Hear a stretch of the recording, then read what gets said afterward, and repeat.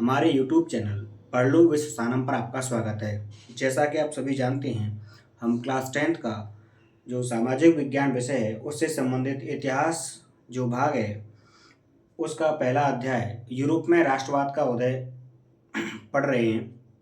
और अब तक हम इस चैप्टर के 8 जो मुख्य इम्पोर्टेंट टॉपिक हैं, उनको कवर कर चुके हैं। और आज का जो टॉपिक है, वह हमारा टॉपिक नंबर 9, जो कि है क्रांतियों का युग, जो कि आपके यूरोप में अलग अलग क्षेत्रों में 1830 से 1848 के बीच चलता है। 1815 में जब बोर्बो राजवंश जो था, उसकी सत्ता में बहाली हो जाती है, तो वह अपने आप को और ज़्यादा ताकतवर और मजबूत करने लग जाता है। यानी उस समय रूढ़िवादी व्यवस्था जो थी, वह दोबारा से सत्ता में बहाल हो जाती है, और उसके पश्चात वह व्यवस्था जो है, वह अपने आप को और ज़्यादा मजबूत और ताकतवर बनाने की कोशिश करती है।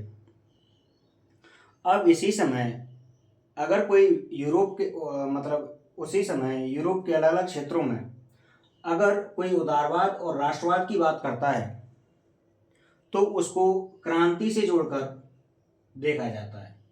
यानी कि अगर कोई व्यक्ति उदारवाद या राष्ट्रवाद की बात कर रहा है, तो उसे क्रांति से जोड़ दिया जाता है। और यह जो रूढ़िवादी लोग हैं, यह उसको अपना एक तरह से दुश्मन मानते हैं। अब ये जो क्षेत्र हैं, जिन क्षेत्रों में उदारवाद और राष्ट्रवाद के जो से संबंधित जो लोग हैं, वह हैं आपके इटली, जर्मनी के जो राज्य हैं, वह ओटोमन साम्राज्य के जो प्रांत हैं, वह सूबे, और इसके अतिरिक्त आयरलैंड और जो पोलैंड है आपके। तो इन क्षेत्रों में जो लोग हैं उदारवादी और राष्ट्रवादी, इन क्षेत्रों के जो लोग हैं, जब ये उदारवाद और राष्ट्रवाद की बात करते हैं, तो इनको माना जाता है कि यह क्रांति की बात कर रहे हैं। और यह जो क्रांति होती है इस समय यूरोप में, उस क्रांति का जो नेतृत्व है, वह उदारवादी और राष्ट्रवादी लोगों द्वारा किया जाता है, क्योंकि मुख्य भूमिका इन्हीं लोगों की रहती है, तो यह नेतृत्व भी करते हैं। अब ये जो नेतृत्वकारी हैं, जो उदारवादी और राष्ट्रवादी हैं, यह उस समय का जो सबसे शिक्षित मध्यम वर्गीय, जिसे हम एलिट वर्ग कहते हैं, एलिट क्लास जिसे बोलते हैं, वह वर्ग था, जो कि क्या था, शिक्षित मध्यम वर्गीय विशिष्ट लोग। यानी एलिट जो क्लास के लोग थे, वह इसमें शामिल थे। जो नेतृत्व कर रहे थे, वह यह लोग थे।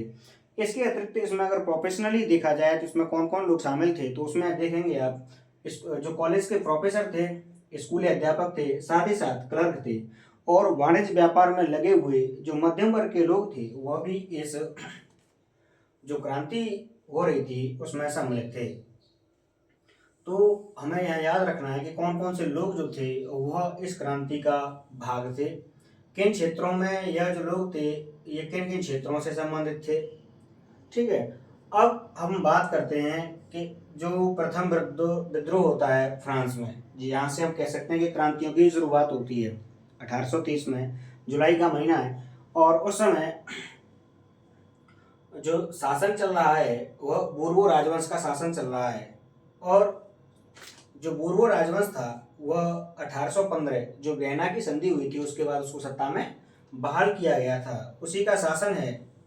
और जुलाई 1830 में उदारवादी जो क्रांतिकारी हैं, उन्होंने इस शासन व्यवस्था को पुनः उखाड़ फेंका। यानी जो उदारवादी लोग हैं, उदारवादी जो क्रांतिकारी लोग हैं, जो 1815 में वियना संधि के बाद जो बोर्बो राजवंश सत्ता में बहाल हुआ था, उसको उखाड़ फेंकते हैं। इसके अलावा जो फ्रांस में उस समय संवैधानिक राजतंत्र स्थापित किया जाता है। यानी बोर्बो जो राजवंश था, वह एक तरह से निरंकुश शासक थे, और इन शासकों को सत्ता से दोबारा उखाड़ दिया जाता है, और इसके स्थान पर संवैधानिक राजतंत्र स्थापित किया जाता है। जब संवैधानिक राजतंत्र स्थापित किया जाता है, तो उस समय जो अध्यक्ष बनाया जाता है, वह लुई फिलिप को बनाया जाता है। यहीं पर एक मैटरनिक, जो कि उस समय ऑस्ट्रिया के चांसलर हैं, वह व्यक्ति मैटरनिक जो है, वह कहता है कि अगर फ्रांस सीखता है, तो ये जो घटना घटित हुई थी, प्रथम विद्रोह जिसे हम कह रहे हैं, यह जुलाई 1830 में फ्रांस में हुआ था। तो इसी घटना को लेकर वह कहता है कि अगर फ्रांस सीखता है, तो बाकी यूरोप को सर्दी जुकाम हो जाता है। तो उसके कहने का जो मतलब था, वो कहना चाह रहा था कि अगर किसी फ्रांस के किसी भी क्षेत्र में, फ्रांस में अगर कोई भी चीज़ घटित होती है, तो उसका जो असर है, वह पूरे यूरोप पर दिखाई देता है। और इसी का परिणाम हुआ, यानी जो जुलाई क्रांति होती है उसी का परिणाम होता है कि ब्रसेल्स जो है, जो कि बेल्जियम का हिस्सा था उस समय, उसमें विद्रोह बढ़ जाता है। और विद्रोह जो है वह 25 अगस्त 1830 को बढ़ता है। यानी ये जो विद्रोह की शुरुआत होती है वो 25 अगस्त 1830 को होती है। इस समय जो बेल्जियम, जिसे हम ब्रसेल्स कह रहे हैं, तो अभी तक बेल्जियम जो आज हम जिसे जानते हैं वो बेल्जियम आज के जो रूप है उसमें नहीं था। ब्रसेल्स जो था उस समय वह आपका यूनाइटेड किंगडम ऑफ नीदरलैंड का हिस्सा था।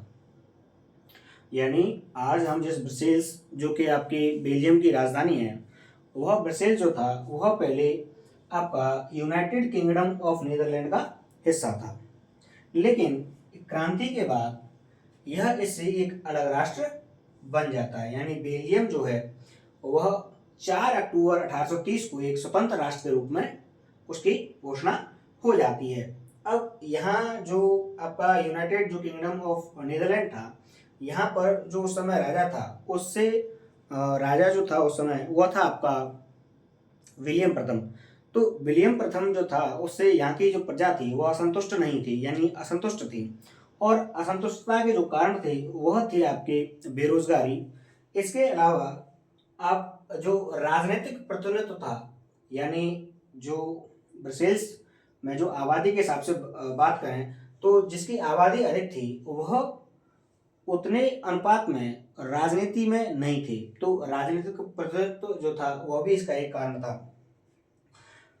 तो यहाँ बेरोजगारी और दूसरा राजनीतिक प्रतिनिधित्व, ये दो कारण थे जिससे कि 25 अगस्त 1830 को ब्रसेल्स नामक जो क्षेत्र है उस समय का, जो कि आपका यूनाइटेड किंगडम ऑफ नीदरलैंड का हिस्सा था, उसमें विद्रोह भड़क जाता है। और वह जो है 4 अक्टूबर 1830 को वह ब्रसेल्स जिसमें विद्रोह हुआ था वह अलग होकर बेल्जियम जो एक स्वतंत्र राष्ट्र के रूप में आगे आता है हमारे सामने 4 अक्टूबर 1830 को। और इसको अंतर्राष्ट्रीय जो मान्यता मिलती है, हम कहें कि बेल्जियम जो अपने आप को स्वतंत्र घोषित कर लेता है यूनाइटेड किंगडम ऑफ नीदरलैंड से, उसे 1839 में लंदन में एक संधि होती है। उस लंदन की संधि के द्वारा अंतर्राष्ट्रीय जो समुदाय है वह स्वतंत्र देश के रूप में इसको एक मान्यता देता है। इसके अतिरिक्त प्रथम विद्रोह हुआ। इसके अतिरिक्त यूनान का स्वतंत्रता संग्राम हमारा अगला टॉपिक है। तो यूनान का जो स्वतंत्रता संग्राम था उस समय क्या है कि यूरोप में एक तरह से राष्ट्रवाद की लहर चल रही है। और उसी राष्ट्रवाद की लहर के दौरान एक ऐसी घटना घटित होती है जिसे हम यूनान का स्वतंत्रता संग्राम के नाम से जानते हैं। अब यह जो घटना घटित हुई थी, इससे क्या हुआ कि जो शिक्षित अभिजात वर्ग था, जो एलिट वर्ग था, उसमें राष्ट्रीय जो भावनाएं होती हैं उनका उनमें संचार हुआ। यानी उनमें राष्ट्रीय भावनाओं का, उनमें राष्ट्रीय भावना जागृत होती हैं। अब ये जो आपका यूनान था, यूनान 15वीं सदी से, यूनान जो है वह 15वीं सदी से ओटोमन साम्राज्य का हिस्सा था। 15वीं सदी से जो आपका यूनान है वह ओटोमन साम्राज्य का हिस्सा है। यहाँ के जो लोग हैं वह यूरोप में जो राष्ट्रवाद की प्रगति हो रही है उसी से इन लोगों में, यानी यूनानियों में आज़ादी की भावना जागृत होती है। और आज़ादी की भावना जब जागृत होगी तो यह अपना संघर्ष आज़ादी के लिए प्रारंभ कर देते हैं। और आज़ादी के लिए जो प्रारंभ है वो 1821 में शुरू होता है।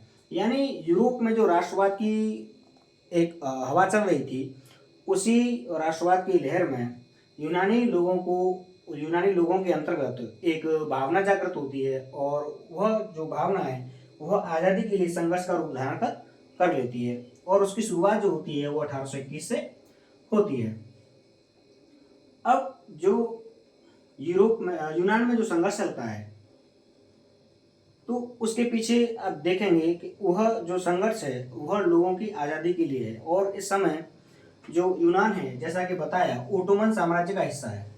ओटोमन साम्राज्य जो है वह आपका एक मुस्लिम साम्राज्य है। ओटोमन साम्राज्य जो है वह मुस्लिम साम्राज्य है, जबकि दूसरी तरफ यूनान में जो लोग हैं वह आपके ईसाई लोग हैं। तो एक तरफ मुस्लिम और दूसरी तरफ आपके ईसाई। अब यहाँ दिक्कत क्या है कि जो मुस्लिम आबादी जो है वो अधिक है, और इसी के कारण जो ईसाई लोग हैं उनको लगता है कि उनको धार्मिक रूप से, सांस्कृतिक रूप से, साथ ही साथ आर्थिक रूप से उनको दबाया जा रहा है।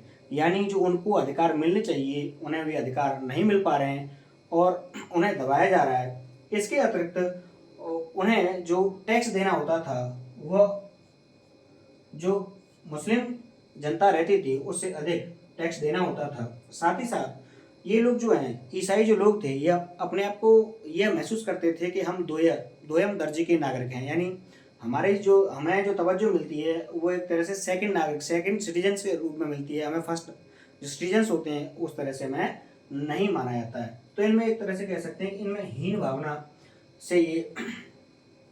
इनमें हो रही थी। ये अपने आप को थोड़ा सा हीन समझते थे। अब जो यूनानी आपका स्वतंत्रता संग्राम है, इसमें कौन लोग सहयोग करते हैं? तो यूनानियों को जो समर्थन मिलता है स्वतंत्रता संग्राम के लिए, इसके पीछे दो ताकतें होती हैं, और दो ताकतें वह हैं, एक तो वह जो यूनानी लोग थे और किसी कारणवश अपनी परिस्थितियों के कारण यूनान को छोड़ चुके थे, यानी निर्वासन में रह रहे यूनानियों से एक जो समर्थन मिलता है यूनानी स्वतंत्रता संग्राम को, वह मिलता है निर्वासन में रह रहे यूनानियों से। यानी जो लोग यूनान को छोड़ चुके हैं लेकिन वह यूनान से बाहर रह रहे हैं, वह भी यूनान की आज़ादी के संघर्ष में अपना योगदान देते हैं। इसके अतिरिक्त जो दूसरे लोग हैं वह पश्चिमी जो यूरोप है उसके लोग हैं। इसमें आपका रूस हो गया, ब्रिटेन हो गया, और आपके जो फ्रांस के जो लोग थे वह भी यूनान को स्वतंत्र कराने के लिए अपना योगदान देते हैं। अब इस तरह के जो लोग हैं, चाहे वो आपके जो बाहर रह रहे थे वह चाहे पश्चिमी यूरोप के लोग जो थे, तो इनका जो यूनानियों को समर्थन देने का कारण क्या था? तो समर्थन देने का कारण था कि जो लोग थे वह प्राचीन यूनानी जो संस्कृति है उसके प्रति सहानुभूति रखते थे। उन्हें लगता था कि यह जो संस्कृति है यह बहुत ही अमूल्य है। तो इसके अतिरिक्त जो कवि हैं और जो कलाकार हैं वह भी उस समय एक तरह से लोगों को जागृत कर रहे हैं यूनानियों को। तो ये क्या करते हैं कि यह कहते हैं कि जो यूनान है वह यूरोपीय सभ्यता का पालना, जैसे जैसे एक बच्चा होता है और बच्चे को पालने में जलाया जाता है, तो ठीक वैसे ही वह यूनान को यूरोपीय सभ्यता का पालना तक बताते हैं। अब इससे क्या होता है कि जो जनता है, जनता को वो क्या करते हैं, यूनान के प्रति समर्थन के लिए प्रेरित करते हैं।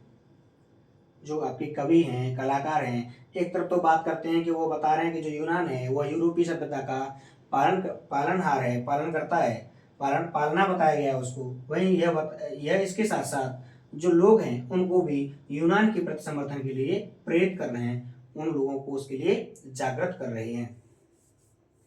एक ऐसे ही कवि हैं उस समय के जिनका नाम था आपका लॉर्ड बायरन। लॉर्ड बायरन जो हैं यह उस समय धन इकट्ठा करते हैं, पैसे का इंतजाम करते हैं और युद्ध लड़ने के लिए जाते हैं। लेकिन युद्ध लड़ते समय इनको फीवर आ जाता है और 1824 में इनकी मृत्यु हो जाती है।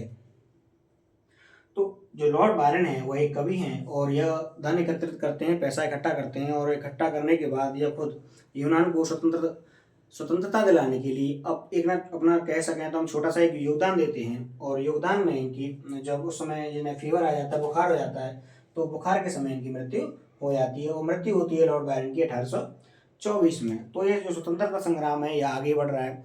इसी क्रम में 1832 में एक संधि होगी और उस संधि का नाम दिया गया है कुस्तुनतुनिया की संधि। जो कुस्तुनतुनिया की संधि है, जो कि आपकी कुस्तुनतुनिया 1832 में यह संधि होती है, और इस संधि के पश्चात ही जो यूनान है उसको एक स्वतंत्र राष्ट्र घोषित कर दिया जाता है।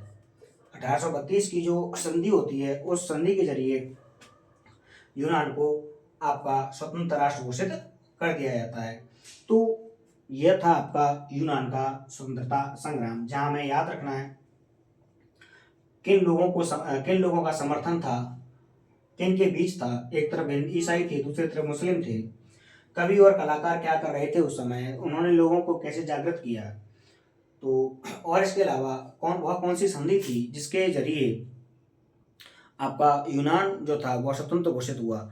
और इसके अतिरिक्त यह भी ध्यान रखना है कि जो कुस्तुनतुनिया की जो संधि हुई थी 1832 में, 1832 में कुस्तुनतुनिया की संधि, जिसे हम कॉन्स्टेंटिनोपल कॉन्स्टेंटिनोपल के नाम से भी जानते हैं कि संधि, तो यह जो संधि हुई थी यह आपके एक तरफ जो था वह था आपका ओटोमन साम्राज्य, जबकि दूसरी तरफ जो आपके देश थे, जो महाशक्तियां थी, वह थी आपकी ब्रिटेन, फ्रांस और रूस। तो इनके बीच में एक समझौता होता है, संधि होती है, और उसी संधि के बल पर एक हमारे सामने स्वतंत्र राष्ट्र आता है, और वह स्वतंत्र राष्ट्र था हमारा यूनान, जिसे हम ग्रीस के नाम से भी जानते हैं। तो यह था आज के हमारे वीडियो में।